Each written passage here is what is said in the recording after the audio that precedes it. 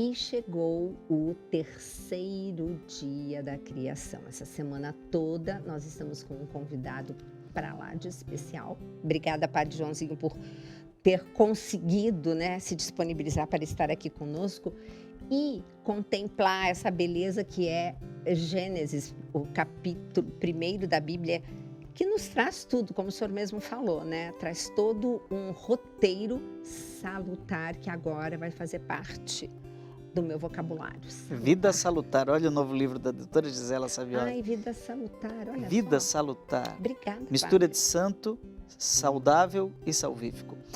Bom, a gente, quem não acompanhou, não é? O primeiro dia, que é o domingo, é o dia em que Deus cria a luz e também separa a luz das trevas. Então tem dia e tem noite, vamos respeitar isso para levar uma vida salutar.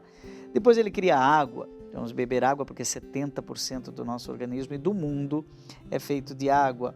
Água é vida. Então chega o terceiro dia da criação. Que é o meu favorito, né? É o seu favorito? Vamos ver aqui. Deus disse, vamos ler aqui, é o versículo 9 já, do primeiro capítulo da Bíblia, do primeiro livro Gênesis, o livro das origens. Que as águas que estão debaixo dos céus se ajuntem no mesmo lugar e apareça o elemento árido. E aí Deus chamou o elemento árido terra e ao ajuntamento das águas, mar. E Deus viu que tudo isso era bom. E aí ele disse, produz a terra plantas, não é?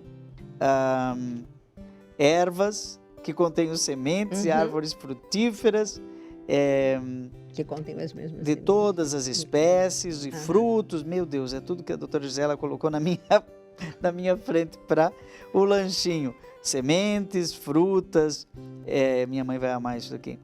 E assim foi feito, a terra produziu plantas, ervas e frutos, ele insiste nisso, né?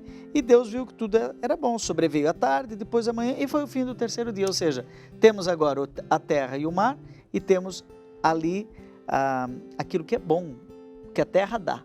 Não é? Qual a lição de nutricionismo disso? Deus simplesmente criou o quê? Legumes, verduras e frutas, que tem que ser 80% do nosso prato. E já observou? Ele não criou nada no pacotinho, né? Não, tudo para Ele não criou nada dentro da latinha. Exatamente. Nada dentro da garrafinha de plástico. E olha que interessante, padre. Não tem na natureza nada com glúten pronto para o ser humano comer. Não tem. O glúten é uma proteína que tem na família das gramíneas, aonde está o trigo. Então eu preciso que esse trigo seja produzido, depois colhido, depois feito todo, enfim, um processamento para daquela farinha eu fazer o pão. Agora, de tudo isso que Deus colocou, não tem glúten. Ou seja, se eu pegar uma fruta da árvore, vai ser saudável. Sim. É salutar. Tudo, uma raiz. A mandioca. É o que eu falo. É só olhar para a natureza e perguntar assim, macarrão ou arroz feijão? O que está mais perto da natureza? Lógico, arroz feijão. Aí se eu perguntar arroz feijão ou raízes, batata, mandioca, cará, batata doce, qual está mais próximo da natureza? A raiz. Mas onde que a gente estragou a criação? Porque, então, tudo que saiu da terra é bom. E Deus viu que era bom. Sim. Mas não fala aqui da picanha, não fala aqui da gordura. E o senhor vai ver que na sequência nós temos assim o dia certo para as coisas.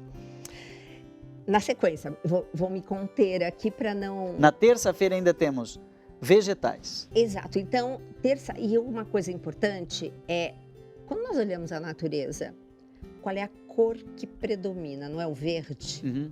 Por quê? Aqui também, né? Por que será? Porque o centro da molécula da clorofila é um magnésio. E não tem uma rota metabólica no nosso corpo que não dependa de magnésio. O magnésio é um maestro dos minerais. Eu posso ter todos os minerais e vitaminas e tudo bonitinho como uma orquestra.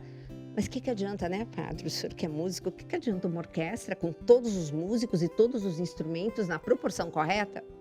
e não ter o maestro. Maestro é o magnésio. Por isso que nós temos que comer tanto verde.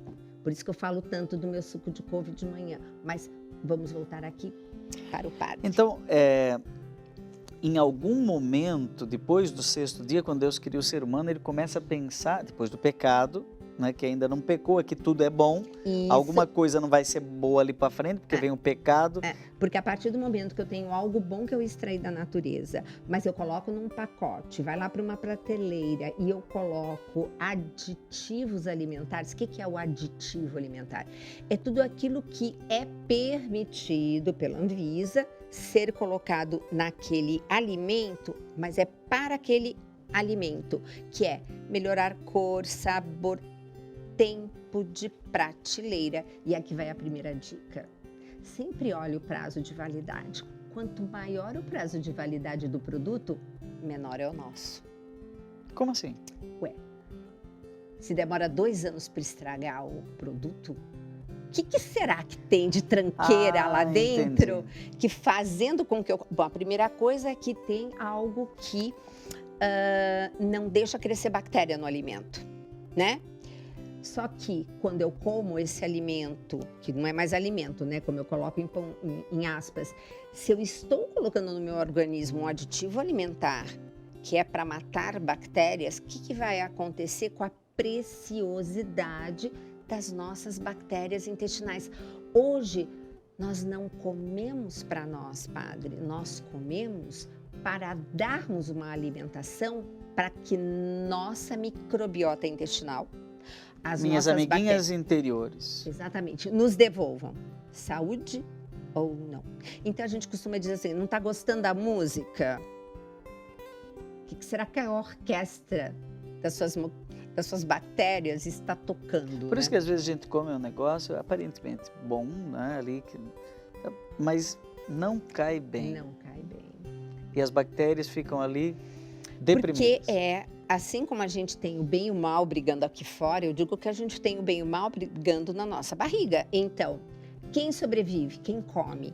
E quem come, come o quê? O que você dá para elas.